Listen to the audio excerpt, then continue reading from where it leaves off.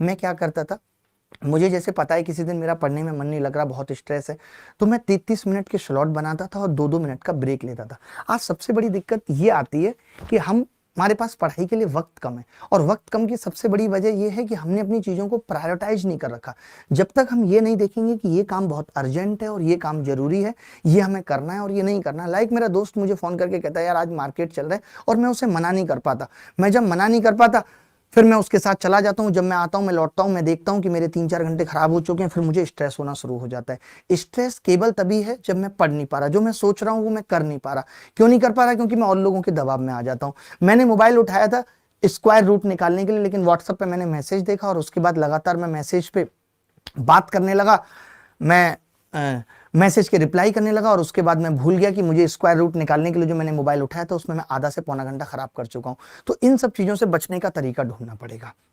आपको एक proper plan बनाना पड़ेगा कि आज का दिन, बहुत लंबा कोई प्लान मत बनाइए, मैं बहुत छोटा सा आपका टाइम लूंगा और फिर हम सीधे सवालों की तरफ चलेंगे। मैं बस इतनी सी बात कहूंगा कि मान लेते हैं कि कल 3 मई है, और 3 मई को मेरा प्लान ये है कि मैं हर एक हाल में किसी भी तरीके से पहले एक मॉक टेस्ट दूंगा, और एक मॉक टेस्ट 1 घंटा देने के बाद 10 मिनट रेस्ट करने के बाद मैं उस मॉक टेस्ट को 1 घंटा तक एनालिसिस करूंगा। 1 घंटे तक एनालिसिस करने के बाद मैं ये जानूंगा कि मेरी कहाँ कहाँ कमियां हैं। सबसे बड़ी दिक्कत यही आ रही है, बच्चे मॉक में स्ट्रेस फील कर रहे हैं, मॉक में टाइम मैनेज नहीं कर पा रहे। क्यों?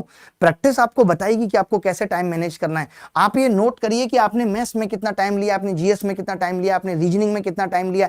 ये आपको सब कुछ खुद से मैनेज करना पड़ेगा। एक मॉक के एनालिसिस के बाद आपको पता चल जाएगा कि मैथ्स के अंदर आपने 28 मिनट बिता दिए जो कि नहीं बिताने हैं। मैथ्स से जो टाइम बचाना है वही जीएस पे लगाना है। आप पूरा पेपर अटेम्प्ट कर भी पा रहे हो या नहीं कर पा रहे हो। मॉक ही आपको सिखाता है कि स्ट्रेस और टाइम मैनेज कैसे हो। लेकिन दुख की बात है जब बच्चे मैसेज करते हैं कि सर मुझे तो मॉक में स्ट्रेस हो रहा है। अगर मॉक में स्ट्रेस हो रहा है तो पेपर में क्या हल होगा?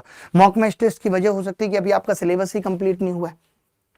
आपको एक मॉक में मेंसुरेशन के 6 सवाल आ गए, लेकिन आपको मेंसुरेशन आती नहीं है, तो पहले आपको टॉपिक भी कंप्लीट करने पड़ेंगे। जब सुबह सुबह आप एक मॉक दे लेते हो 1 घंटा लगा के, और आपने इसमें 2 घंटे बिता दिए, तो यहां से आपको भरपूर तो मोटिवेशन मिल जाता है, और आपको यह पता चल जाता है कि अब आपको राहत तय क्या करनी है, आपको जाना किस तरफ है।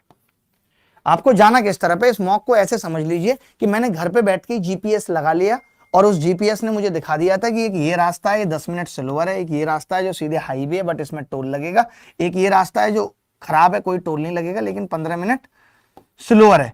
तो घर बैठे जीपीएस लगाना मतलब कि मॉक लगाना है। फिर मैं डिसाइड कर लेता हूं कि अच्छा मुझे अब ये रास्ता लेना चाहिए अगर मुझे अपनी मंजिल पे बहुत जल्दी पहुंचना है। तो ऐसे समझ लो कि मॉक का एनालिसिस घर पे बैठ के जीपीएस